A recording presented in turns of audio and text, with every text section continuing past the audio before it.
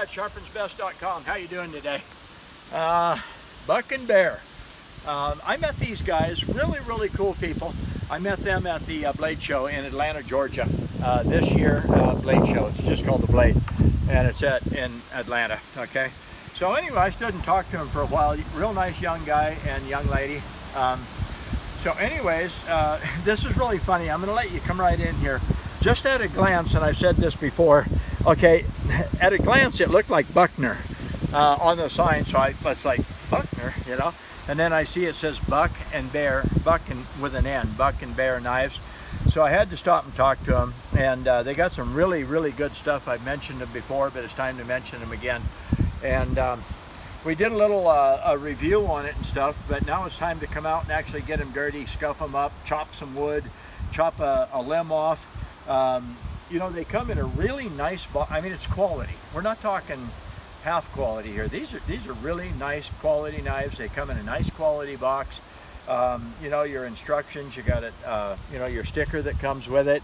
You got a really nice hatchet. The handle, the sheath that it's, you know, that it comes with is really cool. So let's, and I picked up a stick because I may use this in just a little bit. Or I may find a bigger, heavier stick that I can baton pound with. I just call it pounding, you know. Pound the knife through a tree. I don't have to use the word batoning, although that's probably the proper word, okay. This is really cool. And then we have lifetime warranty. That's really cool. You get your little warranty card. There's quite a bit on the back here, and that's probably the instructions for your warranty. So that's really cool. It says right here that it's 440C, probably 440 stainless, this 440C stainless. All right, really cool. Magnetic box. There's the number. If you want to look up Buck and Bear, that's the number of the knife that I've got right here in my hand. So, you know, I hung onto the blade, popped it open like that. Like I said once before, I like the, I'm going to set this down. I like the machined, for lack of better words, if it was just round, I would call it knurling. All right, I like the roughness here and there, okay, and there and here. That makes it easier to hang on to. You know, it doesn't want to slip out of your hand. You know, it's pretty cool. You know, it's got a good positive lock on it. It's got a good blade. It's tight. Buck and Bear knives. This is the BNB 4045 model. All right, so I think for just a little while I'm going to leave this like that, and when I start chopping with the hatchet, that'll probably fall off of there. So let's look. Nice box, well made, good quality. Okay, so we got a hatchet here. It has, okay, now I'm gonna do this because curiosity, I want to know, will my body hold it straight, or should they have put another loop right there that snaps so it is better? Okay, so let's go ahead and put this on. Find the other loop.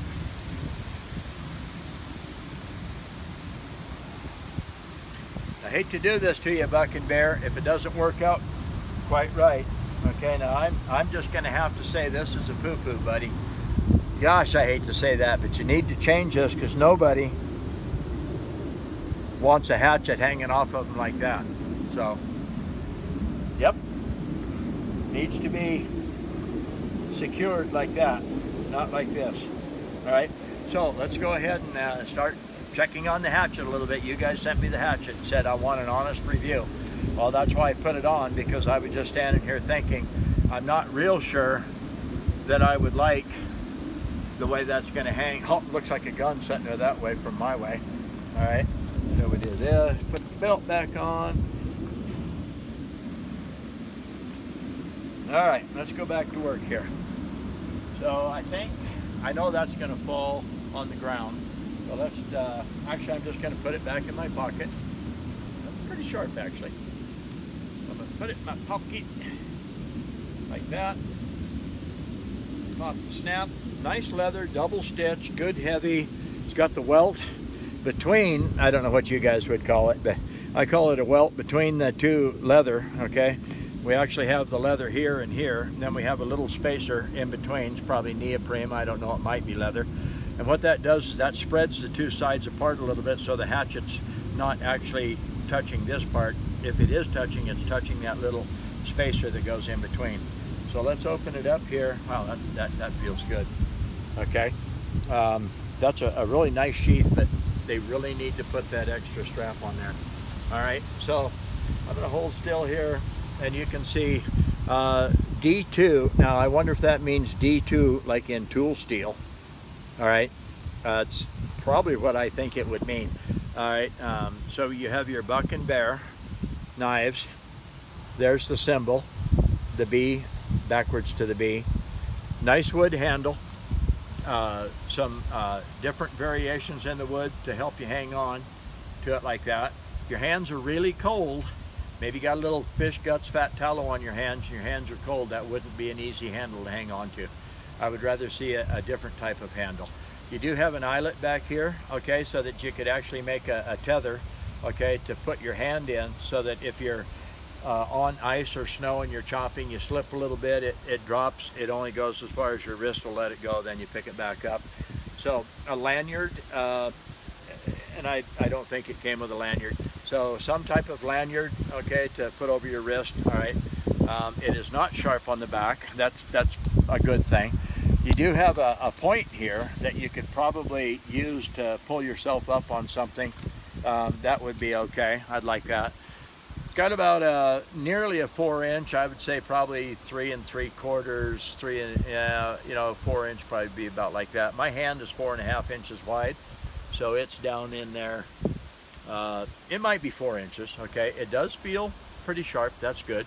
All right, I like the weight. It is pretty well balanced, so you can see that part right there. That's good that it's balanced, okay?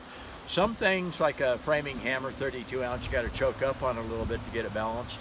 Okay, so let's just start kind of chopping here. First, I'm going to snap some of these off. Okay, it is just a little thick. Right. It actually cuts pretty good. Okay, so let's. I'm actually going to cut this off up here, and then I'm going to use, let's, right where I cut it, All right, just like that. All right, so I'm actually going to cut it off probably up here, and then I'm going to use this other part down here for something else today. So just take a quick removal of that stuff, okay? Get that out of the way. So I'm just going to start working on it right in here. And besides that, this old dead limb hangs out over the trail, so that's not good. Okay. I am going to stop for a second and say something. See where my little finger is? You want an honest opinion of this, I'm going to give it to you. That nub sticking up is literally going to eat my finger. That is not a good idea at all. And because it's kind of slick, your hand just keeps sliding down. So that is not a good idea. Okay, so let's, and you have to kind of crink your hand together. So that's a bad point right there. So, and I'm not going to pretend that it's a really good deal. It was sent to me free. I like the people that make it, that sent it. Okay, so let's just go ahead and get with it here.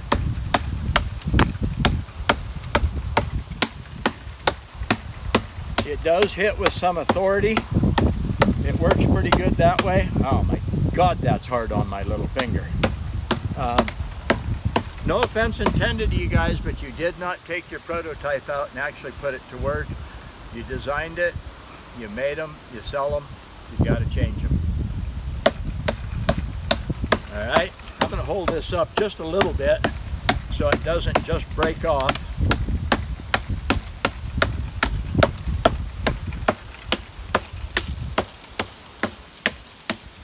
It is old, dead. It's not hardwood. Cotton, okay, when I say hard, it's hard, but it isn't of the hardwood tree family. Okay, so we'll just go right on through here like that. All right, so let's throw this off the trail. Just like that. Get rid of that stub. Like that, so it's kind of nice and clean. Well, there's the hatchet. It's not too bad. The handle needs to be reshaped. This part right here needs to be taken off of there. Other than that, I would say it needs to be thinned down just a little bit. The cutting edge is just a little bit too abrupt. I like the feel of it. Those are the things that I would change. You could actually use that for skinning. Grab your hide, go right in there like this and skin an animal with it. You can chop the legs off, okay, field dress it. You know, I'll give it a good like 50%. It does have to be changed. The handle has to be a little longer. Take some of that curve out of it. Get rid of the sharp edges on this part right here. I'd actually put that out here is where I'd put it. I wouldn't put it here. And they probably wanted to, you know, follow the contour, make it look better. So this is Brad Buckner, Buck and Bear knives. You know, pretty good deal, but some flaws. We'll have to change that. This Brad Buckner. I think for now, we're going to actually, if we have time on this video, take the knife and cut the tree off. So I'm going to take this one, put it back down here. There's two ways to take a limb off or something like that. If you got a hatchet, you're fortunate. That's a good deal. Okay. If you don't have a hatchet, an axe, a saw, or something like that, but you still have to make your shelter, campfire, maybe something, poles to put a person on, a litter, I think they call them, to drag somebody out on, things like that. Maybe you need a splint for a leg and you need a straight, it wouldn't be this big, but if you got a, you know, you got nothing else and you got a knife, then you start looking for, and that's why I picked this up earlier. I don't know if this 1 inch, 1.125 diameter stick, I may have to get a limb, something like that right there, but I don't know. We're gonna find out. You know, if you need to splint a leg, that would probably be about as good right there. So let's go ahead and they call it batoning, the knife through the tree, the limb, whatever. Guys, I'm going to pound on this knife. I'm not going to deliberately hit it to where I think I can break something. I'm not going to deliberately damage the knife, just like I wouldn't deliberately damage it if I was out in the woods. You don't deliberately damage your tools, okay? So, but I'm going to use it just like I would if I had to cut this off, you know, with a pocket knife. So let's just pick a spot here and start, you know, cutting into it like this. That's kind of a little weenie stick. I think I'm going to take my hatchet and get me a bigger limb. I did this with my buck knife, by the way. That's on video. Okay, we're starting to get. When you pound on a knife, don't pound out here unless you have no alternative. In other words, the knife is buried so deep into the wood you have nothing left to pound on. Try to hit it right above, okay, right above the center of where you're trying to cut. You don't hit back here, don't hit back here. What you're trying to do is drive the impact from striking it right straight down into the wood. You're not trying to beat on it out here or here. And so that's kind of where that's where you want to hit it, is right above where you're trying to cut. Okay, just like that. Actually, that's holding it. It isn't going to take it long, but it is taking it better than I thought it would.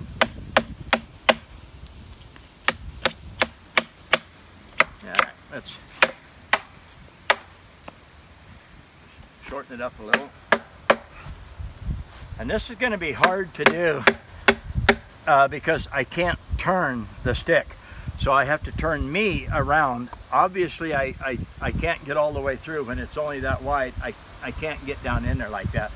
So it is going to be tough to do. But in an emergency situation, this is what you would have to do. If it's what you got to do, it's what you got to do.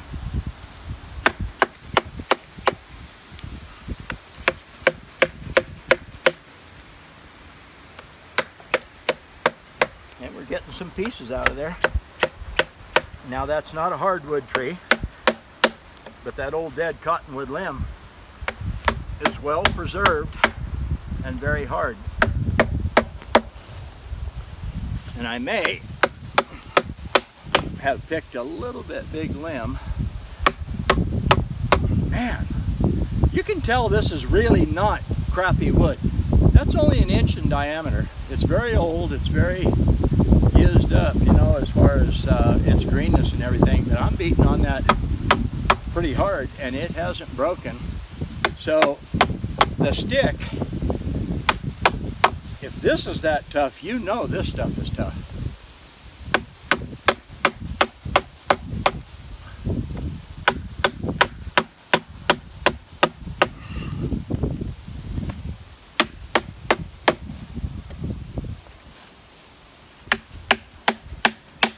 Okay, I got to start prying sideways to get the wood out of there because it's getting so deep.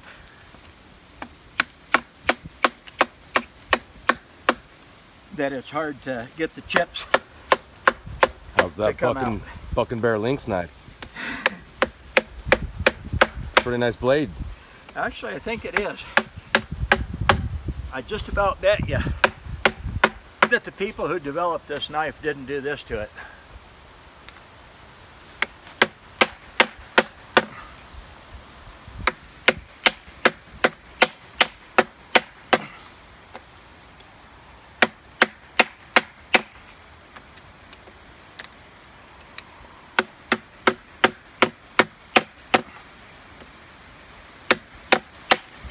Now, if I was out in the boonies, I would only take that through far enough to break it off. I'm not going to tell you that I would actually cut, chop, beat on it, baton, all the way through. I would only take it down to where I could actually break it off. But let's see. I can't believe that stick is taking it.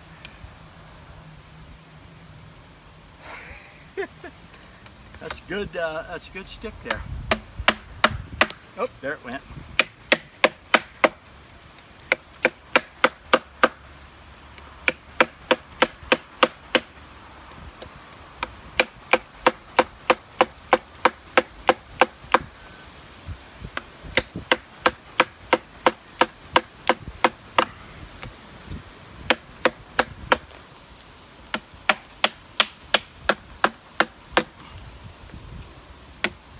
Okay, I got a pound on the tip part of it out here, and I'm not, like I said, I would never deliberately try to break it.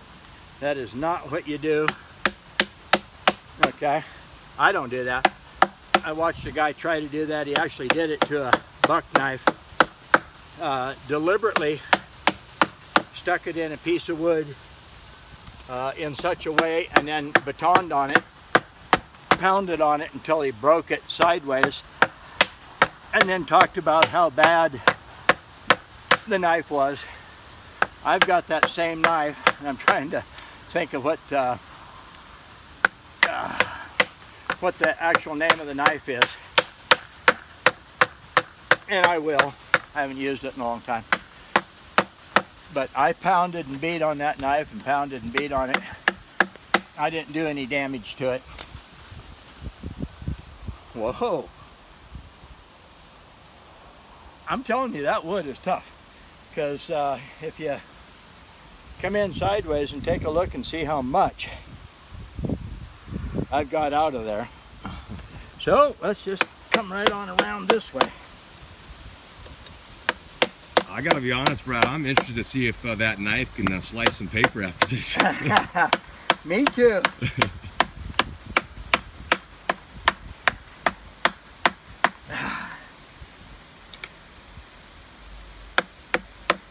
Me too. And Buck and Bear, you might go, but you don't do that to pocket knives. Well, normally in everything you don't, but if you had to, you had to. And so let's see. So far it seems to be holding up pretty good. So let's just see how it turns out. I actually have to come around this way and work on this side of it. And you can, you know, come in here and take a look. It's getting way down. I don't want to hit my thumb on that stuff. All right.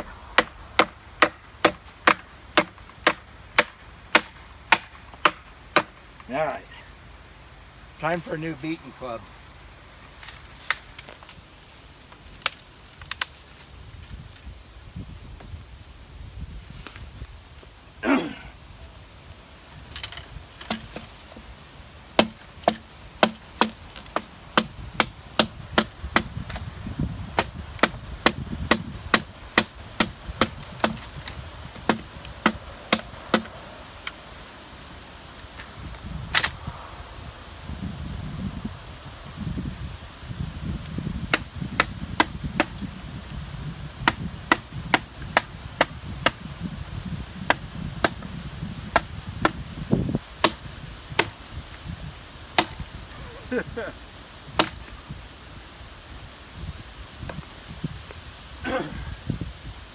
That wood is tough. I got to come back around this way.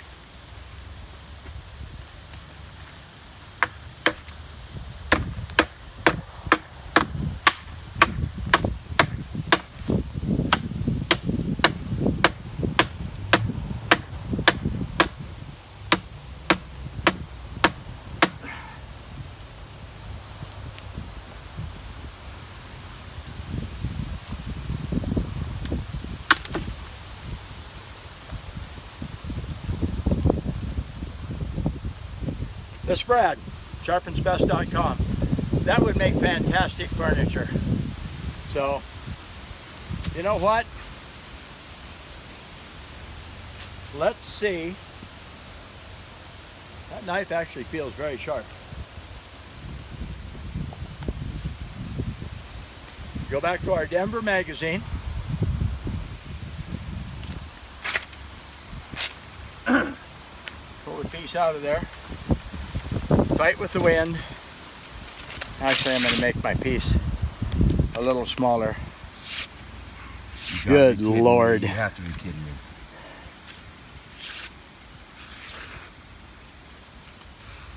Okay. That's pretty awesome. I'm very happy about that. The knife seems to have fared quite well. Scales didn't break off. When you're hammering, pounding, batoning, beating on the blade, what supports the blade, okay, is your left hand, left-handed here, a hold of the outside scales. You guys that know knives and a little bit about knives are going to understand exactly what I'm about to say. Take my 12-inch Old Hickory butcher knife. It only has 2 rivets in the scales. I use that knife because it's actually a 12-inch blade, it's pretty heavy, to chop little trees down and to you know, bushcraft, pretend I'm making a shelter, firewood, whatever. And as I chopped on with that butcher knife for a while, I heard a little noise. I held the knife up like this and I went like that, and I could actually feel the blade moving back and forth in the scales. And what I was doing, I was loosening the rivets. So Old Hickory knives were not made for chopping like that. They were made for a butcher knife and stuff. So I know that you can either tear the scales off, you can loosen them, you know, things like that by hanging on, by batoning. This one seems to have actually fared very well. So I like that. This is Brad. This is the pocket knife. This is the BNB 4045 Buck and Bear knives. And there it is. This is Brad Buckner, sharpensbest.com. You take care out there. The hat, pre-order, pre-sale, okay? This particular hat looks like it's older. It's a little more worn. Sharpens Best, okay? Sharpensbest.com. Yep, I'm doing the mini pearl. Okay, she left her price tags on her hats. That was her signature years ago. You don't even know who Minnie Pearl is, probably. I'm old enough, I know who Minnie Pearl is. This is Brad Buckner, sharpensbest.com. Go to Buck and Bear Knives, buckandbear.com. Take a look at their product. You take care. Have a good day out there.